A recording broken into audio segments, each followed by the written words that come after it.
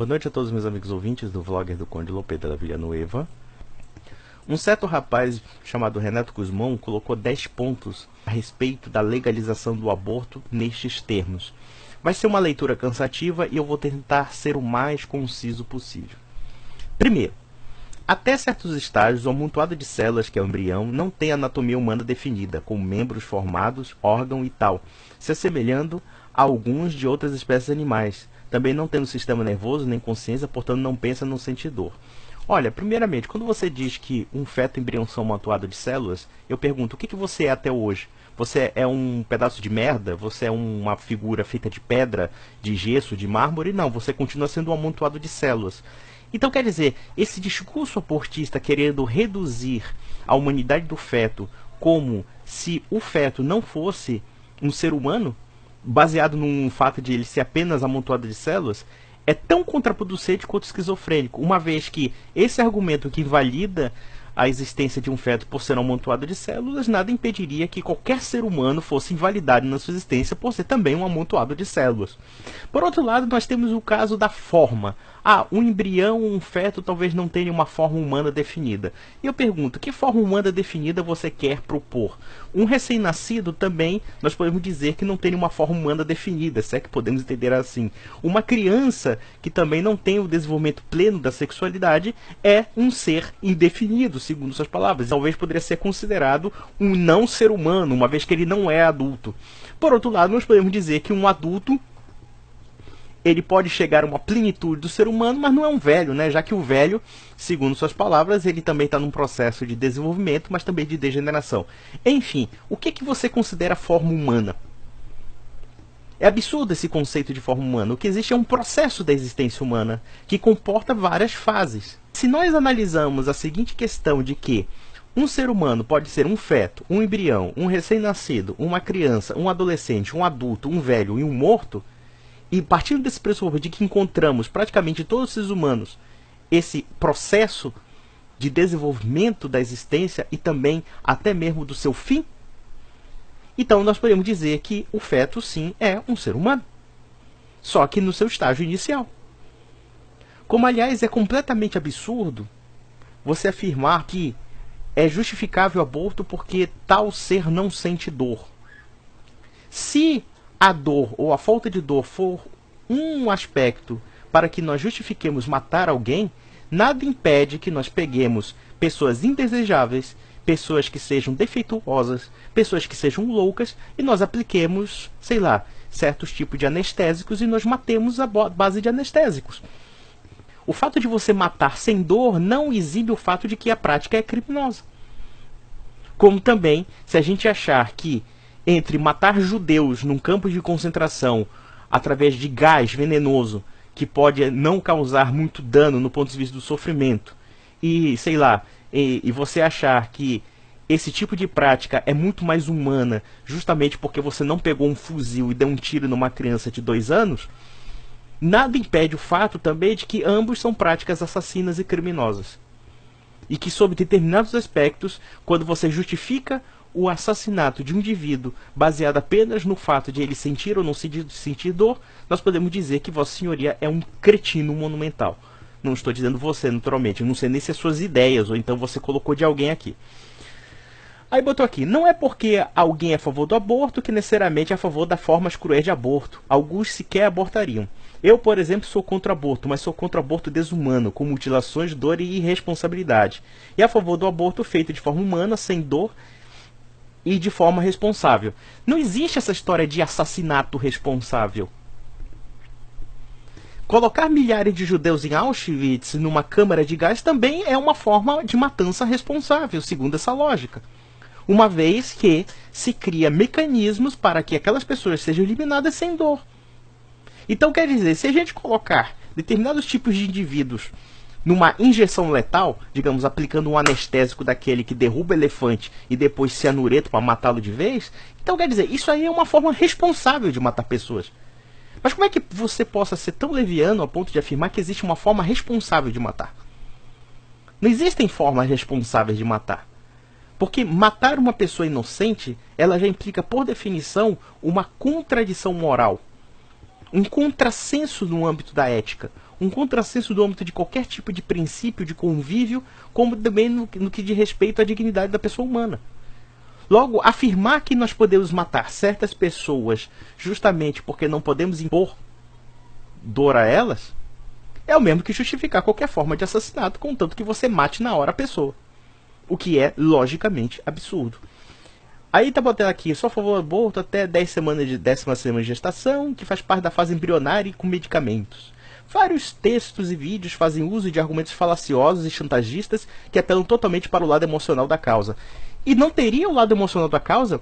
Então quer dizer o seguinte, se a gente apresentasse, mostrasse um vídeo da propaganda nazista dizendo nós temos que eliminar os fracos, nós temos que eliminar os judeus, nós temos que eliminar os negros, nós temos que eliminar os débeis mentais, essas crianças infelizes com síndrome de Down, nós temos que realmente colocar gás, botar elas na câmara de gás, e depois mostrar para esse pessoal e dizer assim, olha que crueldade.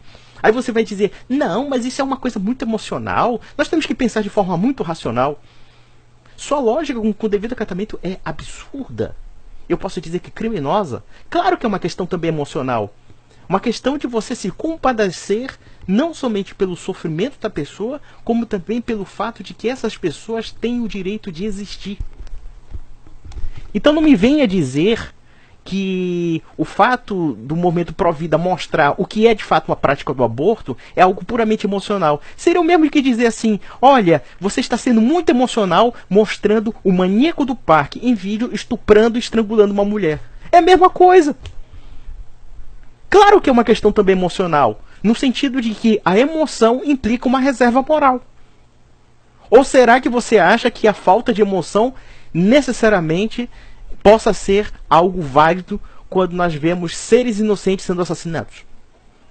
Ou então a gente pode dizer assim, nossa, isso é muito emocional, o cara da SS lá fuzilando criança e mulher judia, que absurdo, que coisa emocional, tem que pensar de forma racional. A forma racional é o extermínio das raças inferiores, que só sabem compuscar, né, as raças superiores, que coisa linda e maravilhosa. Ou então aquele cidadão soviético lá do campo de concentração, que pega uma tokarev e mete uma bala na cabeça do prisioneiro político, dizendo, esse aqui não merece existir, porque dentro da lógica da luta de classe, uma lógica muito racional, nós temos que matar milhões de pessoas, categorias inteiras de pessoas, porque elas não estão preparadas para a linda e maravilhosa sociedade socialista. Isso é a lógica do genocídio. Isso é a lógica da imoralidade.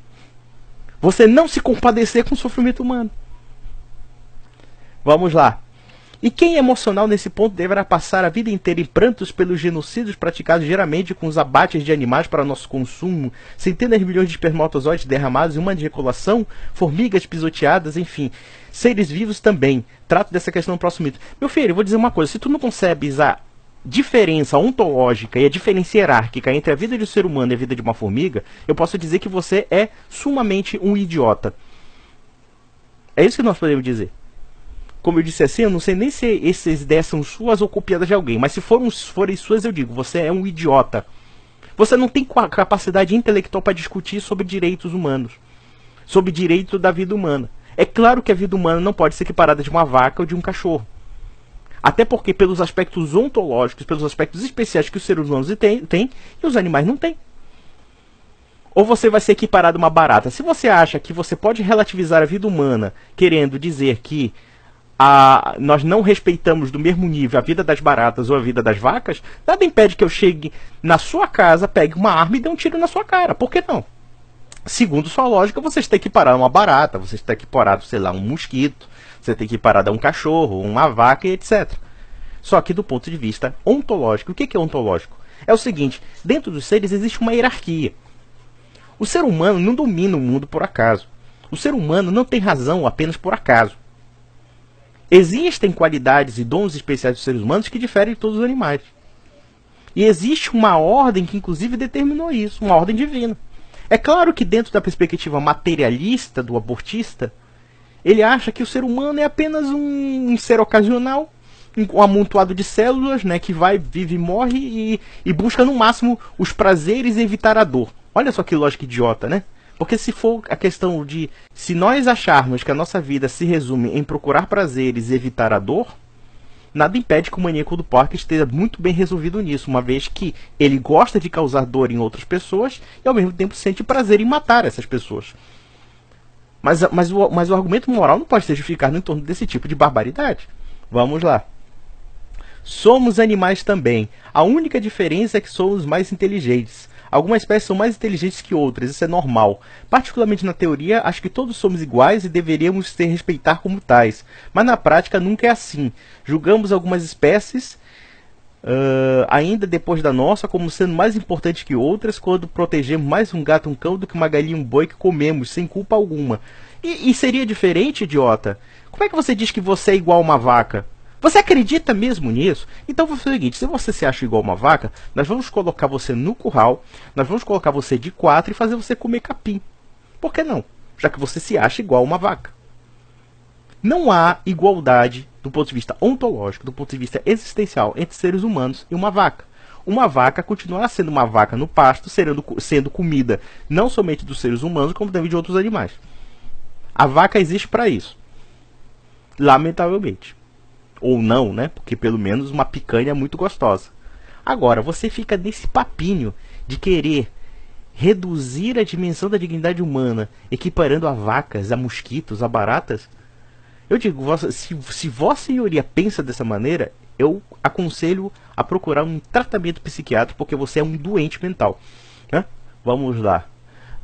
Lá, seleção natural, blá blá blá. Tá. Pelo argumento cristão, um bebê que pode morrer a essa altura vai diretamente para o paraíso. Então o que faz o aborto está fazendo bem àquela alma, que sequer passará para o mundo cruel. Se ainda houver dúvida sobre seu ou não assassinato, a mulher pode se arrepender depois, até porque foi por um ou mais boas causas. Matar alguém nunca pode ser uma boa causa. Isso já é uma coisa completamente absurda. E o fato de uma criança ser compensada pelo fato de não ter nascido, nada nega o fato de que ela foi impedida de absorver todos os elementos inerentes à sua própria existência, inclusive o seu desenvolvimento espiritual. Então, quer dizer, você achar que você faz um bem, uma criança ou uma pessoa matando-a, isso não tem nada de cristão, isso é catarismo. Chama-se cátaros. E vou te explicar por quê. Porque você parte do pressuposto de que o corpo é apenas uma prisão da alma. E como tal, nós temos que matar os corpos para que as almas sejam livres. Isso não tem bases cristãs alguma. Você simplesmente pegou um espantalho e basicamente fazendo desse espantalho uma retórica anticristã, na prática o cristão diria o seguinte: não, meu querido, você não tem direito de matar uma pessoa como não tem direito de matar um nascituro. O nascituro, sim, precisa experimentar todas as fases de sua existência como qualquer outro ser humano. Ou será que você, aí, no seu confortinho, gostaria de levar uma bala no meio da cara e ser colocado num buraco? Com certeza não. Vai chegar um tempo que você vai pro buraco e você vai assumir a responsabilidade de seus atos no juízo final. Mas fora isso, o que nós estamos recusando essa criança é um amadurecimento espiritual da própria vida. Ou seja, essa criança só existiu para o quê? Para ser jogada na lata do lixo hospitalar. Pergunte para esse nascituro se ele gostaria de ver o seu corpo jogado na lata do lixo hospitalar, né? Com certeza não. Acredito que nem você gostaria de ser jogado. Vamos lá. Os métodos contraceptivos populares não têm 100% de eficácia, nem os procedimentos de laqueadura e vasectomia são. Conheço casos de pessoas próximas, blá blá blá. Olha, vou dizer uma coisa. Por que você não prega o infanticídio logo, porra? Por que você não prega, por exemplo, que uma criança de 3 anos pode ser estrangulada pela mãe?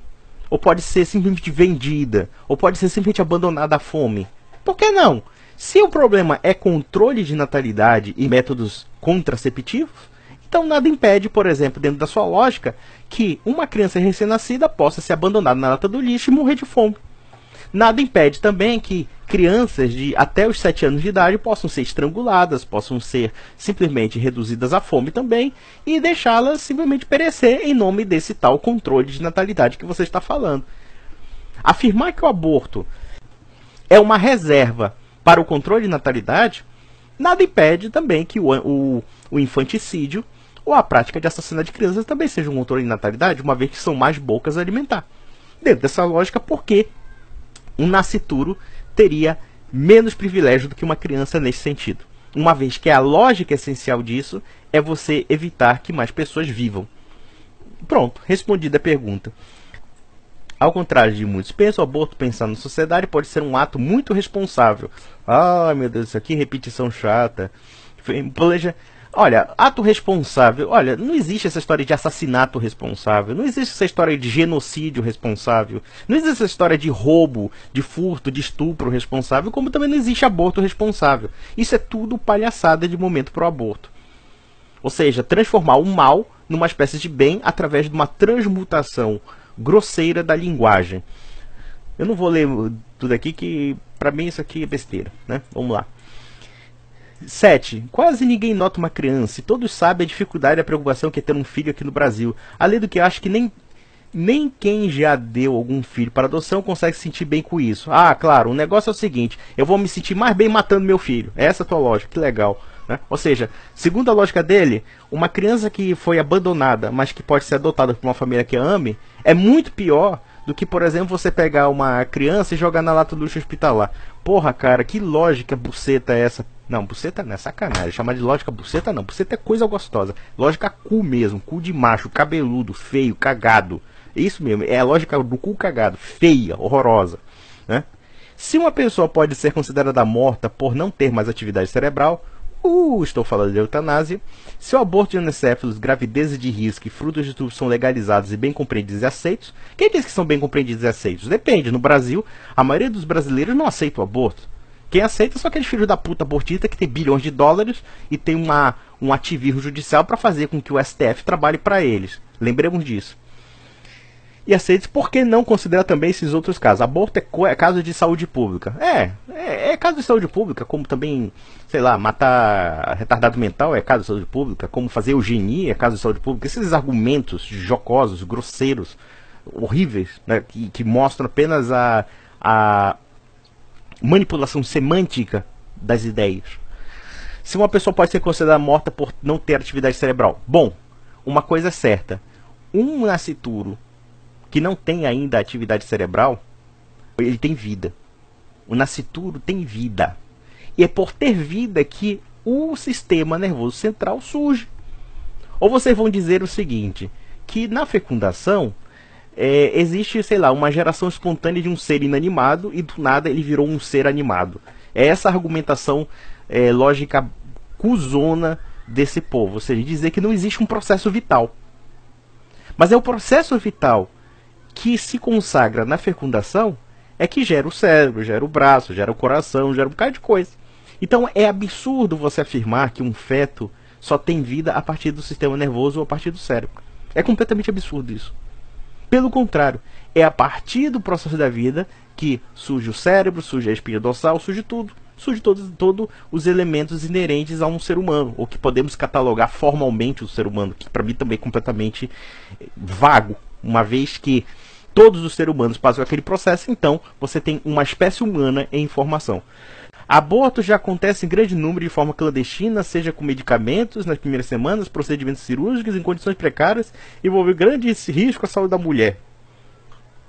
Viagens a países com aborto legalizado, feitos por pessoas com boa capacidade financeira, ou ainda aborto feito pelo pai ao abandonar a mãe após a gravidez. Eu não sei nem o que é aborto pelo feito do pai. Primeiramente, olha, vamos lá analisar essa coisa aqui. Se os abortos acontecem em grande número, uma prática que é corriqueira do mal não vai legalizar o mal. Dentro dessa perspectiva, nós podemos dizer assim, como grande parte dos alemães na Segunda Guerra Mundial estão pegando fuzil para matar judeu, para matar um bocado de gente, então nós não podemos dizer que matar 6 milhões de judeus necessariamente seja legal, ou seja, ético matar judeus. É a mesma coisa que afirmar que se há um grande índice de estupros numa sociedade, então nós temos que legalizar o estupro porque se tornou um hábito corriqueiro de certos criminosos. Ou então a gente não pode dizer também que o ato de roubar em si seja legítimo porque o furto e o roubo estão generalizados. Essa é a lógica de dizer que, de forma quantitativa, nós temos que legalizar o aborto porque ele é largamente praticado. O que é, estatisticamente falando, uma grande mentira, diga-se de passagem, já que a maioria esmagadora da população brasileira é contra o aborto e os registros de saúde pública com relação a isso mostram que os casos de aborto são bem menores do que a propaganda abortista de fato quer divulgar. Para nos enganar, para o quê? Para passar a perna na gente. Observem que quando eles falam assim, ah, mas nos países desenvolvidos se pode praticar aborto, pessoas ricas podem praticar. Mas que bonitinho, né? Vocês querem democratizar o aborto para os pobres. A empregadinha doméstica não tem que ter seu filho. Né? A pretinha lá da favela tem que matar o seu filho para jogar na lata de espitolar. Porque, segundo a lógica linda e maravilhosa desse povo, esses seres não são dignos de existir. E convém dizer, se outros países legalizam o aborto, a gente poderia também legalizar a pedofilia, por que não? Já que tem pessoas do Ocidente, principalmente da Europa e Estados Unidos, que vão para a Tailândia, vão para outros países para ficar abusando sexualmente de crianças e adolescentes. Ora, lá é mais livre, né? Vá lá no Sudeste Asiático lá e você vai encontrar uma grande prostituição de crianças e de adolescentes e pronto. Ora, claro, se lá a coisa é endêmica, que absurdo a gente proibir a pedofilia aqui no Brasil, não é verdade? Essa é a lógica. Lógica absurda, esquizofrênica, louca. Lógica que, se fosse aplicada, poderia justificar os piores crimes da humanidade. Em suma, meus amigos, é isso. O vídeo ficou muito longo, infelizmente, como já até alertei. Mas, em suma, vale a pena a gente contra-argumentar contra isso.